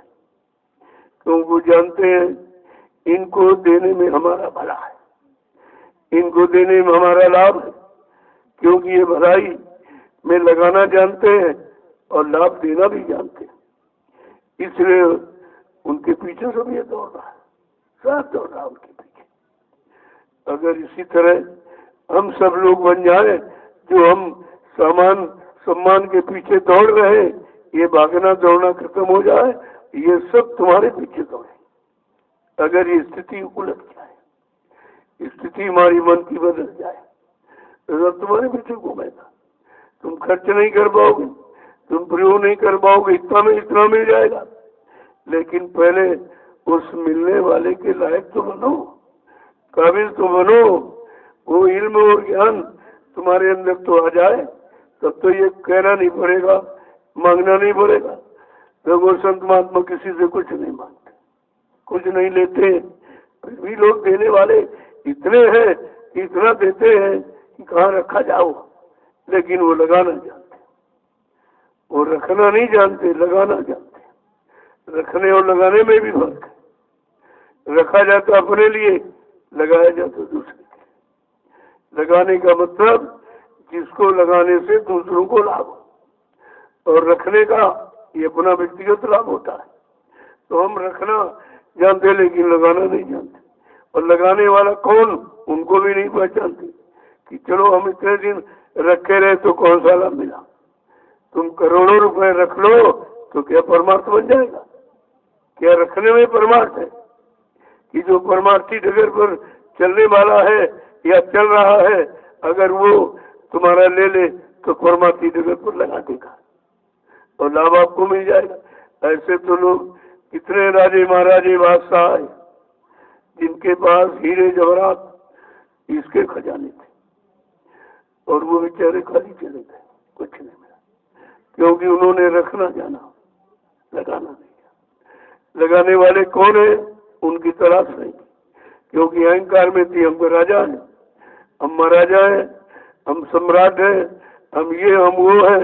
इसी अभिमान में बने रहे तो रखते रहे, लेकिन लगाना नहीं जाना, और रखने का बोझा बन जाएगा, रखने का कर्जा बन जाएगा, क्योंकि तुम्हारा नहीं। अगर लोगों ने आपको दिया है और तुम अगर रखते रहोगे तो तुम्हारे पर बोझा लग जाएगा। अरे उसको लगाना सीखो। लगाने के लिए उन्होंने दिया है, अगर तुमने कभी नहीं लगाया है और लगाने का लाभ तुझे नहीं मालूम तो तुम नहीं लगा सकते हो। ये सब की बस की बात है। पैसा इसी कहा, पैसा पैदा करना तो सभी जानते हैं, लेकिन खर्च करने की कला किसी किसी को मालूम है। ये खर्च कैसे किया जाए, इस खर्च का लाभ क्या है, और किन कामों में करने से लाभ होता है और किन कामों करने से हानि होती है, हम अभी तक यही नहीं जान पाए। हम यही खाने पीने में सब खर्च करते रहते हैं, और तुम्हारे काम आने वाला है नहीं। जो तुम खा पी गए तो क्या काम आया। लेकिन जब मान्यता केवल अपने तक है, अपने तक व्यक्ति सीमित है, लेकिन उसको तो महापुरुषों ने कहा यही पशु प्रवृत्ति है कि आप ही चले। ये पशुओं में होता है कि हम ही चारा खाए, हम ही घास चले, हम ये दूसरा न पाए दूसरा, वही प्रवृत्ति आज इंसान में हो गई। इसलिए जीवन पशुवत हो गया, वो पशुवत जीवन है। इसीलिए भोगों से निकलना बड़ा मुश्किल है। उसे निकालने वाला जब कोई महापुरुष आए और वो दया करे, अगर दया नहीं करेंगे तो कितने आज चले गए। हजारों संत महापुरुष आए, लेकिन इस तरह दया का पाठ तो किसी ने पढ़ाया नहीं, और दया काम किसी ने किया नहीं, और दया की बात किसी ने बताई नहीं। जो आज समृद्धता सतुल दयाल बाबा जय गुरुदेव जी महाराज ने बताया, सबको जनाया, सबको बताया, और सबको सही सच्चे रास्ते पर लाके खड़ा किया, लेकिन कितने खड़े रह पाए। बात तो ये हम खड़े भी नहीं रह पाते। एक तो खड़ा होना जानते नहीं, और कोई दया करके खड़ा कर दे तो हम खड़े नहीं रह पाते, हम फिसल जाते, इधर उधर बहक जाते, भटक जाते। तो कहा तो यही था कि पड़े रहो दरबार में और धक्का धनी के खाओ, अब कबहू दीन दयाल के भनक पड़ेगी कान। कि अगर तुम कुछ नहीं कर सकते हो तो दरबार में पड़े रहो, खड़े रहो, कभी न कभी तो आलूद की मेहर की दया की दृष्टि नजर तो पड़ी जाएगी, उसी से काम हो जाएगा। वो तो दृष्टि में दया है, दृष्टि में दया है। और कब दृष्टि डाल दे, कैसी दृष्टि डाल दे, तो ये तो समय पर निर्भर या हमारे आदेश हुकुम पालन पर निर्भर है। जब आप आदेश हुकुम मानेंगे, हम बच्चों के अनुसार चलेंगे, अपनी कोई मनमुखता नहीं लगाएंगे, अपने मनमुखी होकर कोई मतलब उसमें काट छाट नहीं करेंगे, लेकिन हमें करते रहते। आदेश दिया जाता तुम पहले कटौती कर लेते, पहले कटौती कर लोगे। जैसे 5 दिन के लिए बुलाएगा तो 2 दिन पहले काट दी। अरे कहना तो 5 दिन का है, तो जब मतलब पहुंच जाएगी 2 दिन में, तो तुम बीच में पहुंच गए और बाद वाले भी 2 दिन काट ली, न पहले वाले न आखिरी वाले, बीच में। इसीलिए बीच में बने हो। न उधर जा पा रहे हो न इधर, इसी बीच में फंसे पड़े हो, क्योंकि तुम कटौती बहुत करते हो, बच्चों में काट छाट करने लगे, बच्चों में शंका करने। तुम्हें क्या मालूम ये वचन किस लिए, किस काम के लिए, कौन सा काम करने के लिए, कौन सा लाभ देने के लिए वचन फरमाए जा रहे हैं, ये तो भी मालूम नहीं है। मतलब जानते मानते कुछ नहीं, लेकिन मानते भी नहीं। बात तो सुनिए, एक तो जानते नहीं, दूसरा मानते नहीं। एक तो करते नहीं है, करना जानते नहीं, और करनी बताई जाए तो उसमें करनी नहीं करेगा, कटनी छटनी करेगा। ये कर दो, ये निकाल दो, वो निकाल दो, ये ठीक नहीं, ये ठीक, ये कैसे कह दिया, ये नहीं कहना चाहिए। अब तुम उनको भी जान रहे हो, जो सबको जानना उनको तुम जान रहे हो, जो सबको सबकी भलाई करने के लिए आदेश हुक्म दे रहा, क्या तुम जान जाओगे? तुम आदेश देकर किसी का भला कर सकते हो? जब आदेश में तुम खुद ही नहीं रह रहे हो, आदेश का पालन खुद ही नहीं कर रहे हो, तुम जब यहाँ रह के मनमानी करते हो तो तुम बाहर निकल करके कितनी मनमानी करोगे? जब यहाँ रह के नहीं कर पा रहे तो बाहर क्या करो? बाहर तो कुछ है ही नहीं। बाहर तो करने कराने में वही मिलेंगे जो तुमसे ज्यादा खराब है, वो मिल जाएंगे आपको। जय गुरुदेव, जय गुरुदेव, जय गुरुदेव, जय गुरुदेव, जय गुरुदेव। नाम किसका? प्रभु का। जय गुरुदेव। नाम किसका? प्रभु का। जय गुरुदेव। नाम किसका? प्रभु का। प्रभु का प्यारा नाम। जय गुरुदेव। खड़े हो जाइए तो आप लोग, बहुत देर से बैठे हो और तुम बैठे ही रहते हो, खड़े कहाँ होते? वो तो पैर सीधे हो गए, तुम कहाँ खड़े हो? तो पैर सीधे करना खड़ा होना नहीं है। खड़े किस काम के लिए किया गया और किस तरफ चलते भी रोज हो, लेकिन किस तरफ चलने के लिए इशारा किया गया? काम तो रोज ही करते हो, लेकिन वो काम कौन से हैं जिन कामों से हम अपने आप को बना सके, कुछ अच्छा बना सके, कुछ अच्छा कर सके, कुछ अच्छा सोच समझ के अच्छे रास्ते पर चल सके, तभी तो बनना शुरू होगा। चलते तो सभी रोज, कोई बैठा थोड़ी रहता है, लेकिन चलने का मतलब नहीं। इसलिए खाते हैं लेकिन खाने का मतलब नहीं, सुनते हैं सुनने का मतलब नहीं, इसलिए उसमें लगा दिया सुनना, सुनना ना सुन। क्यों? अगर सुनो तो करो जरूर, ऐसे मत सुनो। जब करना नहीं तो सुनने का मतलब क्या है? इसलिए समय ना पहले जोड़ दिया गया। अब उसी का मतलब अभी तक नहीं समझ पाए। चलना, चलना, अगर चलना नहीं जानते हो तो किधर चलना, किस काम के लिए चलना? तो चलना मत, से बैठना ठीक है। तो बुरे काम के लिए चल पड़े आप, बुरी जगह जाके चल पड़े, कभी तो चले हो, लेकिन चलना किधर है? कहना, तभी तो महापुरुषों ने कहा कि भाई देखना लेकिन थकना मत, खाना पर छकना मत, चलना पर थकना मत। ये सब क्यों जोड़ा है साथ में? कि जोड़ा इसलिए है कि हम आप सही जगह जुड़ नहीं पाए। जुड़ने का मतलब है कि हम सही जगह जुड़ नहीं पाए। अगर जुड़ जाएंगे सही जगह फिर कभी अलग नहीं होंगे, क्योंकि वहाँ अलग होने का प्रश्न ही नहीं है। वहाँ तो सच्चाई अच्छाई के लिए हम जुड़े, सही सच्चे अच्छे रास्ते पर चलने के लिए जुड़े, लेकिन अभी जुड़ना भी तो नहीं मालूम। अगर सब लोग सही सच्चे रास्ते के लिए जुड़े होते तो ये 45 करोड़ गुरु की शरण छोड़कर क्यों भाग गए, क्यों हट गए, क्यों भाग गए सब? क्योंकि तुमने गुरु की शरण में जाकर उनकी सच्चाई अच्छाई को नहीं पकड़ा और अपने जीवन में नहीं उतारा, और इसीलिए कोई लाभ नहीं मिला, तो फिर से तुम अलग हो गए और सबके सफल हो गए। देखो तो बड़े आश्चर्य की बात है, एक दो लोग जानते नहीं और इतने को जनाया गया, सिखाया पढ़ाया गया और सही सच्चे रास्ते पर खड़ा किया गया, उसमें से कोई नहीं टिक पाया, सब बहक गए, भरम गए। तो जब 60 साल सुनाने पर नहीं सुन पाए, नहीं समझ पाए, नहीं टिक पाए, तो ये 2-4 दिन में कौन टिक जाएगा? यही बात तो समझने की थी। जय गुरुदेव, जय गुरुदेव, जय गुरुदेव। नाम किसका? प्रभु का। जय गुरुदेव। नाम किसका? प्रभु का। जय गुरुदेव। नाम किसका?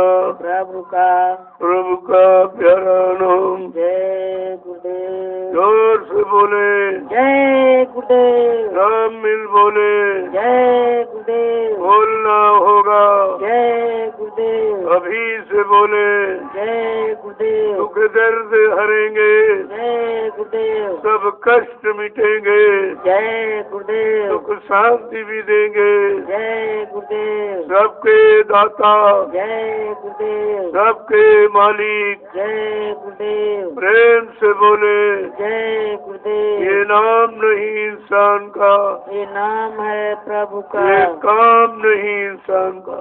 ये काम है प्रभु का। देखो, नाम एकदम स्पष्ट कह रहा। अब ये काम इंसान के बस का नहीं। जो इंसानों को समय ये 70 साल की आजादी का दिया, उसमें बर्बादी के सिवा कुछ नहीं मिला। तो 70 साल का समय तो पूरा जीवन होता है। जब इतना समय मिलने दिया गया तब कुछ नहीं हुआ, तो अब क्या होगा? अब कैसे कर सकेंगे? इसलिए जो समय का नाम जगह आगा वो कह रहा, ये काम किसी के बस का नहीं, ये सुधार किसी के बस का नहीं है। क्योंकि जो स्वयं नहीं सुधरा वो दूसरे का सुधार क्या करेगा? जो स्वयं अच्छा नहीं बना, दूसरों को अच्छा क्या बना पाएगा? ये बात तो ये सत्य है। इस सत्य को समझना करना बड़ा मुश्किल है। आदमी समझना नहीं चाहता, दूसरों को समझाना चाहता। तभी कहा, भाई परिवर्तन तो जब तुम देख सकोगे जब तुम अपने आप में परिवर्तन कर सकोगे। अपने मन में, बुद्धि में, चित्त में अगर परिवर्तन नहीं ला सके तो तुम महापुरुषों के परिवर्तन को कैसे देख सकोगे, कैसे समझ सकोगे, कैसे उस पर विश्वास कर सकोगे? तो कहा, तो परिवर्तन तो होगा, वो तो निश्चित है, लेकिन उस परिवर्तन को कितने देख सकेंगे, कितने बच पाएंगे, कितने चले जाएंगे? बात तो आके यहाँ पर टिकती है कि परिवर्तन तो होगा। कहा, सतयुग आएगा जरूर, पर पृष्ठभूमि बन जाने दो। अब पृष्ठभूमि बनने में कितनी देर है कि जितनी देर हमारे आप को समझने में, हमारे आप को सही सच्चे रास्ते पर खड़े होने में और सदगुरु के वचनों को मानने में, उनके आदेश को, उनके इशारों को मानने में देर है, कभी देर है। उधर कोई देर नहीं। पहले भी कहा कि मैंने परिवर्तन का सारा मसाला बना के तैयार कर दिया, लेकिन जिस दिन तुमको उसके काबिल देखूंगा, सौंप दूंगा। अब वो काबिलियत का पता कैसे लगाया जाए, योग्यता का पता कैसे लगता है? परीक्षा के द्वारा। बच्चा अगर साल भर पढ़ता रहे लेकिन अपनी योग्यता नहीं बता सकता, अपना डिवीजन नहीं बता सकता, वो तो कौन बताएगा? परीक्षा, दूसरों की इच्छा पर निर्भर है। इसलिए परीक्षा के काबिल तो हम आप नहीं थे, लेकिन स्वयं सदगुरु ने अपनी परीक्षा, ऐसा भी कभी सृष्टि में नहीं हुआ। विधान तो ये है कि गुरु ने शिष्यों की परीक्षा ली, लेकिन ऐसा समृद्ध दाता दयालु आया जो अपनी परीक्षा दी, और परीक्षा गुरु ने दी और फेल हम आप हो गए। देखो तो पहले ऐसा आश्चर्य है कि परीक्षा गुरु ने दी और फेल शिष्य हो गए, और एक नहीं सब फेल हो गए, एक भी नहीं बचा, एक भी नहीं टिका बचा शरण में। जो ये कहा जाए कि चलो बीज तो बच गया, बीज भी नहीं बचा। लेकिन संत महापुरुष अपना बीज सुरक्षित रखते हैं। संत बीज बिन से नहीं आए पड़े जो झोल, और कंचन्य दृष्टा गिरे घटे न ताको मोल। अगर सोना को नाली में डाल दो और वृद्धों के ले जाओ क्या कीमत कम हो जाएगी, उस पर असर नहीं होता है। गंदगी का असर उस पर नहीं होता। इसी तरह जो सद्गुरु का जीव है, जिसने उनके वचनों को माना है, जाना, उनको पहचाना है और उनके वचनों पर कुर्बानी दी है, वो कभी अलग नहीं हो सकता और उसे कोई अलग कर नहीं सकता। तो इसीलिए कहा भाई कि संत बीच नीच घर बुझे तो वो संत का सो, वो कहीं किसी परिवार जाति में हो जाए, इससे क्या मतलब, लेकिन वो जो क्या जो रहता है उसमें जाति का, परिवार का, इनका उनका कोई असर नहीं पड़ता। और जब शरीर आया तो कहीं कहीं तो परिवार में जन्म लेते ही है, कोई न कोई माँ बाप तो बनते ही हैं, कोई न कोई जात बिरादरी तो उनकी होती है, लेकिन वो इसमें नहीं रहते। इस जात बिरादरी एक सीमित परिवार में कभी नहीं, कि उनका तो पूरा देश ही उनका परिवार है। उस परिवार के लिए आते हैं, उस परिवार के लिए काम करते हैं और अपने को किसी जाति में, किसी परिवार में नहीं बांधते। कहा ये पूरा देश ही मेरा परिवार है और ये मानव जाति ही मेरी जाति है। तो जब उनका इतना विस्तृत दृष्टिकोण होता है और हम सीमित में बैठे हुए, सीमित दायरे में उनको समझते, तभी तो हम शंका में चले जाते। शंका संदेह बोल भर में जाने का कारण यही कि उस विशाल को आप सीमित में समझना चाहते हो, ये भूल है। उसी भूल से काम बिगड़ जाता। जय गुरुदेव, जय गुरुदेव, जय गुरुदेव। नाम किसका, जय गुरुदेव। नाम किसका, प्रभु का, प्रभु का प्यारा नाम। जय गुरुदेव। तो वही हमेशा जानकारी रखो। समय का नाम समय से काम देता है, काम करता है। पिछले आए थे, चले गए, उनको याद करने से हमारा काम नहीं होगा। हमारा काम तो समय के जगह नाम से होगा, समय के जगह महापुरुष से होगा। समय के जगह महापुरुष से ही हमारी जीवात्मा जगेगी, अगर पहुंचेगी। इस बात को भी पकड़ के रखना चाहिए। जब इन बच्चों को समझ लोगे तभी तो काम बन जाएगा। अब पिछला इतिहास वर्तमान के इतिहास को मजबूत करता है। अपनी मजबूती के लिए हम पिछले इतिहास को दोहराते हैं कि भाई उस समय काम करने वाला कौन आया था, किसने किसने उनका साथ दिया, किसने किसने उनकी बात को माना, समझा और बात मानकर चले, उनके साथ जुड़ गए, उनका इतिहास बन गया। जो विरोध में रहे सब मारे गए। इतिहास तो ये बताता है।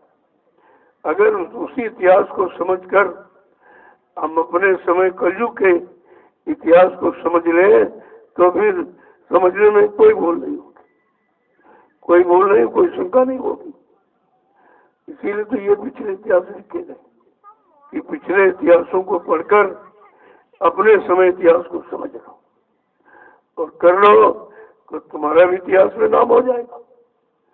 अब विरोध करने वाला, निंदा आलोचना बुराई करने वाला, उसका तो इतिहास में नाम तो आया लेकिन श्रद्धा से नाम नहीं लिया गया, बुराई के दृष्टिकोण से नाम लिया गया।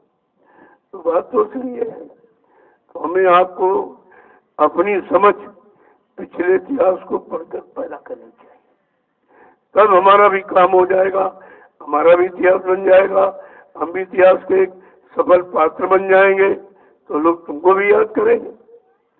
जय गुरुदेव, जय गुरुदेव। जय गुरुदेव। अब आप लोग के लिए देख लो कोई सेवा होती बोलती, यहाँ आए हो तो सेवा जरूर करो, और तो कुछ कर नहीं सकते हो। सेवा से अगर बड़ा काम बन जाए, बड़ी बात बन जाए तो इससे सरल क्या हो सकता। तो सेवा ही है। जब सेवा करोगे तो सब ठीक हो जाएगा धीरे धीरे, और सेवा का अर्थ नहीं समझोगे तो कुछ नहीं। अभी सेवा के बारे में जानते ही कहाँ हो, समझते कहाँ हो कि सेवा का मतलब क्या, सेवा किस काम के लिए कराई जाती, कौन से गंदे कर्म को उतारने के लिए और कौन से अच्छे कर्म को लागू करने के लिए की जाती है। जब धीरे धीरे सत्संग वचनों को सुनने लगोगे तो ये सब समझ में आ जाएगा, क्योंकि सत्संग से ही तो पहचान होगी, बगैर सत्संग के तो पहचान हो ही नहीं सकती। इसलिए जो भी देख लो छोटी मोटी सवाल। अभी देखो कितने लोग हैं, इतनी ठंडक में, इतनी सर्दी में कोई घर नहीं छोड़ना चाहता। ये नैमिषारण्य की तपोभूमि ये कितने लोगों को बुला दिया, ऐसे बुलाती रहेगी, ऐसे उनको सही सच्चे रास्ते पर लगाती रहेगी। भूमि का प्रभाव है ये 88,000 ऋषियों की तपोभूमि, उसका प्रभाव। उस प्रभाव को इतनी जल्दी हम समझ नहीं पाते, तो इसलिए 88,000 ऋषियों की तपोभूमि का प्रभाव क्या है, इसका लाभ क्या किसको मिलेगा, वो भी संत महापुरुष ही जानते हैं। तो उन्होंने जो रामचरितमानस लिखी वो गृहस्थ संत थे, गोस्वामी जी महाराज गृहस्थ संत थे। वो गृहस्थी में रहकर उन्होंने उस मालिक को पाया। इसीलिए कलयुग में संतों ने गृहस्थ आश्रम की प्रधानता दी है। लेकिन पहले गृहस्थ आश्रम के क्या नियम है, क्या सिद्धांत है, क्या उसूल है, पहले उनको समझोगे तब। ऐसे तो गृहस्थ आश्रम में सभी रह रहे बेचारे, रो रहे चिल्ला रहे, कोई सुख शांति में नहीं है। इसका मतलब हमको गृहस्थी का सच्चा धर्म सच्चा कर्म मालूम नहीं कि किस तरह हमको उसको निकालना है। और इसीलिए संत महापुरुष कलयुग में गृहस्थ आश्रम में आए और गृहस्थ आश्रम में रहकर ही उन्होंने मालिक को पाया, ताकि गृहस्थी में रहने वाले ये न समझ पाए नहीं भाई जंगलों में भगवान मिलता होगा, कंधा गुफाओं में रहता होगा, ऐसा कुछ नहीं। कहा वो गृहस्थ में ही मिलता है। और कहा कि भाई कलयुग में कोई साधु वाधु मत बनना, ये बहुत मार पड़ेगी आप, क्योंकि साधु बना नहीं जाता है, साधुता धारण की जाती है। साधुता एक विचार है, साधुता कोई भेष नहीं है, विचार है। कि अगर वो विचार हमारे अंदर आ जाए तो गृहस्थ में साधु बन जाओगा, बहुत अच्छी बात है। तो जब गृहस्थ में रहकर साधु बन गए तो कितने गृहस्थियों को सुधार देते, गृहस्थ आश्रम में रहने वाले कितने लोगों का सुधार कर देते। अगर वो जंगल में चले जाए, कंधा गुफा में छिपके बैठ गए तो किसी का लाभ नहीं कर सकते, वो लाभ देने वाले नहीं होते। वो तो निजी स्वार्थ है कि कंधा में छिप गए, गुफा में बैठ गए, जंगल में चले गए, तो उससे समाज देश को क्या मिलेगा, समाज को कौन सा लाभ देंगे आप। और ये मानव जीवन स्वयं अपने आप को सुधारने के लिए और दूसरे को सुधारने के लिए मिला है। तो ये तो सिद्धांत कलयुग में समझ में आया कि नहीं भाई अंदर जंगल कुछ नहीं, जंगल में गुफा में छिपके बैठ जाओगे तो तुम तो कायरता कर रही है। ये तो कायरता है, क्यों छिप गए भाई, छिपता कौन है, चोर, चोर छिपता है, उसको डर रहता है। लेकिन संत महापुरुष कभी छिपते नहीं, वो तो सबके समक्ष रहते हैं, सामने रहते हैं, सामने ही काम करते हैं और करवाते हैं और लोगों को लाभ देते हैं। अगर मान लो चुपचाप बैठ जाओ कहीं तो उससे क्या फायदा होगा। अरे भाई तुम तो बैठ गए चुपचाप, तुमने लोगों को क्या दिया, तो उससे लाभ क्या मिलेगा। इसलिए संत कभी छिपने का काम नहीं करते, वो तो सबके समक्ष रहते हैं, काम करते हैं और लोगों को काम करने की प्रेरणा देते हैं। जय गुरुदेव। इसलिए ऋषि मुनियों में और संतों में जमीन आसमान करता है। वो तो जंगल चले गए, कंधा गुफा में बैठ के, लेकिन कुछ नहीं हुआ, कुछ भी नहीं काम हुआ, ना अपना कर पाए ना और किसी का भला कर पाए। लेकिन संत मत में ये नहीं है, वो सब काल मत के थे जितने आए थे, और ये संत मत के सबके समक्ष, सबके सामने, सबका भला कल्याण वही कर सकेगा जो सबके समक्ष रहेगा। जो छिप जाएगा वो कैसे काम करेगा, कैसे कल्याण लोगों का करेगा, फिर वो इतिहास कैसे बनेगा। तो ये चीज तो अब समझ में आई जब कलयुग में संत पधारे और उन्होंने सच्चा रास्ता हमें आपको दिया, हम आप उनके बताए सच्चे रास्ते पर चले तब सच्चाई का ज्ञान हुआ कि सत्य क्या है। जय गुरुदेव, जय गुरुदेव, जय गुरुदेव। नाम किसका, जय गुरुदेव। नाम किसका, प्रभु का, प्रभु का प्यारा नाम। जय गुरुदेव। अब आप लोग चलिए अपनी बड़ी सेवा, कोई सेवा रह गई वो मिट्टी की थोड़ी बहुत, उसे देख लो। ये बहुत बड़ी सेवा है। ये मिट्टी तो देखने में, वैसे मिट्टी तो शरीर में मिट्टी है और एक दिन मिट्टी में मिल जाएगा, लेकिन मिट्टी में मिल जाने के पहले ये शरीर से वो काम कर लो जो दोबारा मिट्टी में न मिलना पड़े या आना भी न पड़े। अगर इस छोटी सी मिट्टी की सेवा से वो काम हो जाए तो ये मिट्टी है। यही बात तो लोगों को समझनी चाहिए। जय गुरुदेव। अब चलो आप लोग चलिए, देखो आश्रम वासी कहीं नहीं जाएंगे। वो राष्ट्रहित में जो संदेश होने जा रहा है देवरिया जिले में, वो राष्ट्र के नाम संदेश होगा और मिला जुला तो होगा तो गृहस्थाश्रमों के लिए भी, लेकिन मेन तो राष्ट्र की व्यवस्था राष्ट्र की बिगड़ी है। इसलिए राष्ट्र के हित में संदेश देना बहुत जरूरी है। जो राष्ट्रभक्ति मतलब राष्ट्रीय संपत्ति का दुरुपयोग करने वाला कभी राष्ट्रभक्त नहीं हो सकता, चाहे वो राष्ट्रीय खजाना हो चाहे राष्ट्रीय कोई व्यवस्था हो। ये सब हमारे आपके लिए है और हमें आपको उसकी सुरक्षा करनी चाहिए, लेकिन कहीं कुछ नहीं। सुरक्षा का तो नाम नहीं। जब तोड़ फोड़ आंदोलन करोगे तो नुकसान किसका होगा, राष्ट्र का। और राष्ट्र तुम्हारा, तुम राष्ट्र के हो, तुम अपना ही नुकसान कर रहे हो। अपने सामान को तोड़ फोड़ अपनी व्यवस्था बिगाड़ रहे हो, तो ये भी तो लोगों को समझना चाहिए। लेकिन संत मत ऐसी शिक्षा नहीं देता। कोई तोड़ फोड़ आंदोलन, कोई धरना गिराव रैली पे ये काम नहीं होता। और ये सब नुकसान ये राष्ट्रीय संपत्ति का दुरुपयोग करने वाले, राष्ट्र को गलत सही दिशा की तरफ ले जाने वाले, इसलिए ऐसे अनैतिक कार्य कोई नहीं करने हैं जिससे समाज देश का नुकसान हो, समाज देश में रहने वाले जीवों का नुकसान हो, उनकी सुविधा खत्म हो जाए, उनकी शांति भंग की जाए। ऐसा कोई काम नहीं करना चाहिए। ये राष्ट्र के हित में संदेश होगा देवरिया जी, और सब राष्ट्रभक्तों को सुनना चाहिए, क्योंकि सभी राष्ट्रभक्ति करना चाहते। जब तक राष्ट्रभक्ति का मतलब नहीं आप समझोगे तो राष्ट्रभक्ति करोगे कैसे? वो तो आपको समझना पड़ेगा और सुनना पड़ेगा। तो राष्ट्र के हित में राष्ट्र के नाम संदेश देवरिया जिले में होगा। वो गणतंत्र दिवस की पावन मेला पर, और सभी राष्ट्रभक्तों, देशभक्तों, समाज भक्तों, परिवार भक्तों को सबको यह सुनना चाहिए। अरे भाई, परिवार एक छोटी व्यवस्था है और देश एक बड़ी व्यवस्था है, बस इतना अंतर है। इकाई तो वही है, इकाई तो परिवार ही है। अगर इकाई खत्म हो गई तो सब खत्म हो गया, पूरा सिस्टम बिगड़ जाएगा। आज परिवार बिगड़े हैं, इसलिए समाज देश बिगड़ा दिखाई दे रहा है।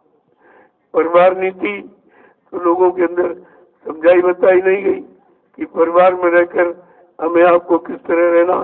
जो परिवार में रहना सीख जाएगा वो समाज में रहना सीख जाएगा, जो समाज में रहना सीख गया वो देश में रहना सीख जाएगा। वो तो एक व्यवस्था, एक कड़ी है, वो आपको समझनी चाहिए। जय गुरुदेव, जय गुरुदेव।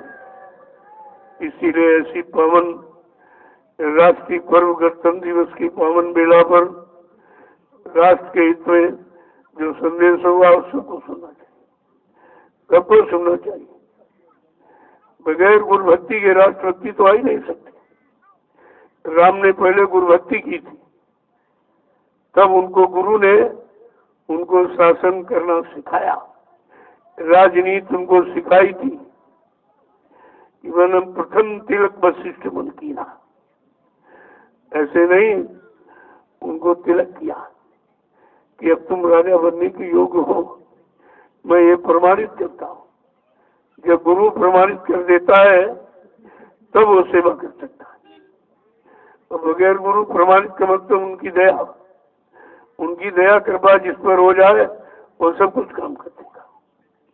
और यहाँ किसी का कोई गुरु नहीं, अपने मन से बैठ गए तो तभी तो मनमानी हो रही। जब मन से बैठोगे, मनमानी करोगे और किसी गुरु के संरक्षण में छत्र छाया में बैठोगे तो दया करोगे, तो दया के पात्र।